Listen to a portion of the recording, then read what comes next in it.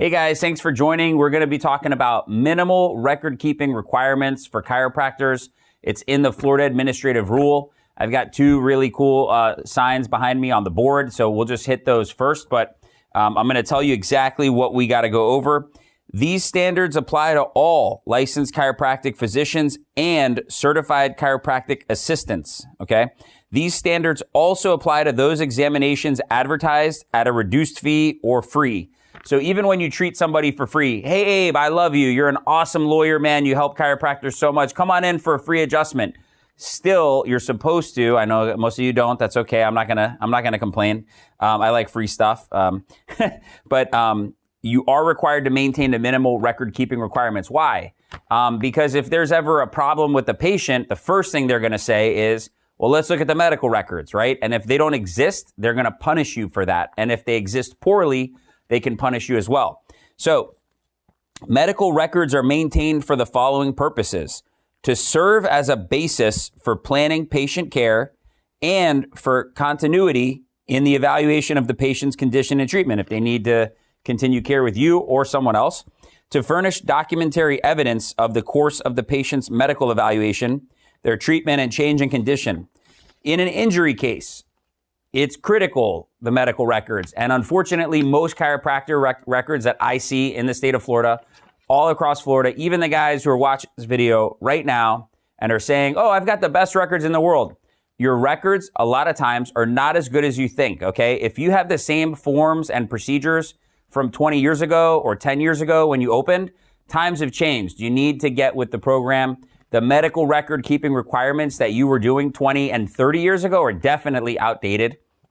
So we're working on this platform. We're going to have forms available for you, for those of you who don't want to invest in electronic narrative reports and documentation, electronic documentation, right? And I say invest because it's your practice, it's your career. Many of you don't want to spend the extra money to have really good notes. We're going to give you on this platform the ability to download our notes and use them that match the minimal record keeping requirements. They're not going to be as good as narrative type notes, which I prefer when I'm handling an injury case, but they're going to be, at the very least, the minimal record keeping, and they're going to have some extra stuff in there that we need for our injury cases that help the client get compensated fairly, because a lot of poor note taking on the chiropractic part results in lower settlement on the injury cases. So we're going to give that to you guys free of charge as part of this platform. You could download it, do whatever you want. You could edit it. It'll be in a Word file. So also to document communication between the practitioner responsible for the patient and any other doctors, right? So if you're the chiropractor and you send the patient to an orthopedist, they may want to see your notes, okay? To assist in protecting the legal interest of the patient is another reason. And then, so the medical record, this is a new section now. The medical record shall be legibly maintained and shall contain sufficient information to identify the patient, support the diagnosis, justify the treatment, and document the course and results of the treatment accurately by including, at a minimum, patient histories, exam results, test results, records of drugs dispensed or administered, reports of consultations and hospitalizations, and copies of records or reports obtained from other healthcare practitioners. How many of you refer a patient to an orthopedist in an injury case or a pain management doctor, never get their notes and put them in your file? How many of you do that? Come on, guys. Be honest. I'm watching. You know that you need to request those records so you know what the orthopedist actually told, or pain management doctor or specialist or whoever, right, told them. Just another note on MRIs. I see this all the time, drives me insane.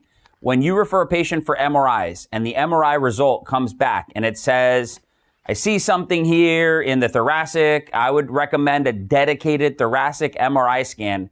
How many of you actually refer for the dedicated thoracic MRI? Zero. I see it all the time on my injury cases. I'll get the MRI reports. I'll see, hey, refer for another MRI of the thoracic because one of the other MRIs picked it up. And so rarely does the chiropractor do that. That shows two things. One, you don't look at the MRI reports. You're just sending them out. And two, that you're not doing your job, which is getting the additional MRI, which the radiologist needs and the injury lawyer may want, right? Because if there's an issue in an objective finding of a patient's injury on the thoracic, and you don't get a dedicated thoracic MRI to go further, you're hurting the injury case, the value of that settlement for the injury case. So, where were we? Okay. So if abbreviations or symbols are used in the daily record keeping, you must provide a key, a legend, right? Like a treasure map tells you what everything means. You need that on your notes. The abbreviated stuff doesn't work anymore. So that being said, all patient records shall include, and I have it up here on the board, I'll read it to you.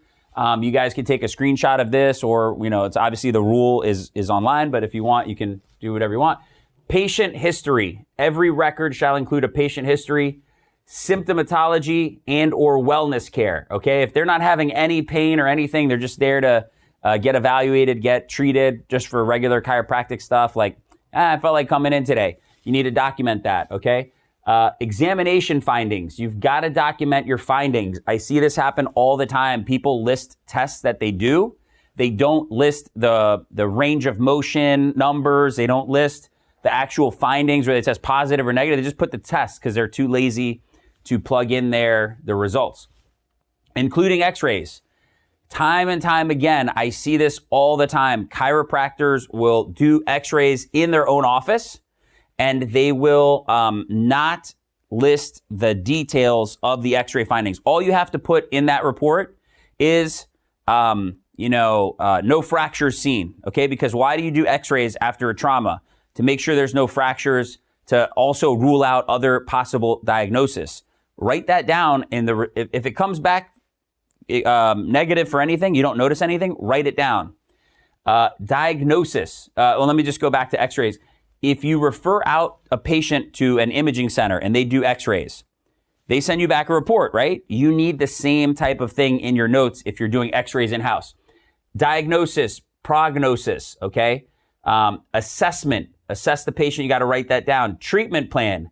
This is the biggest problem with chiropractic notes that I see is the treatment plan. 90% of chiropractors do not list a written treatment plan. And I'll add to that, if they do list a treatment plan, because more than 10% do put a treatment plan, don't have a follow-up treatment plan. So you can't treat a patient for 4 months with one treatment plan listed on your initial evaluation and then treat them for 4 months and on the final just say, okay, that's not how it works, right? You have to have a treatment plan. So for instance, okay, I'm just talking generally here.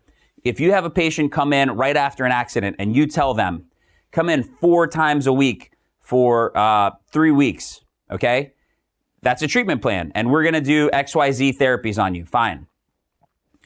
After the 4-week period or 3-week period or whatever it is, I'm confused already. So if you refer the patient on the initial exam for 4 weeks of treatment, we're going to do XYZs, come in 3 times a week for 4 weeks. At the end of 4 weeks, you need to have another treatment plan. So you need to update the treatment plan as the treatment progresses. And so you can't just verbally tell the patient, hey, you're doing better. Your pain has subsided a little bit. We're going to knock you down to 2 times a week because you're doing so great. Okay. So make sure you have a treatment plan and that you update it. And then obviously the last thing is to document the treatment provided on the case. Okay. So let me just go to the next thing here, which is once a treatment plan is established. Okay. This is in the rule. I wrote it down on the board for you, so it's nice and pretty. You can screenshot it if you want. Once a treatment plan is established, you need to list the subjective complaints, the objective findings, okay? Any assessments that you have, treatment provided, and a periodic reassessment as indicated to go back to where I was with the treatment plan. So you need to reassess them as indicated periodically, okay? So just to keep going,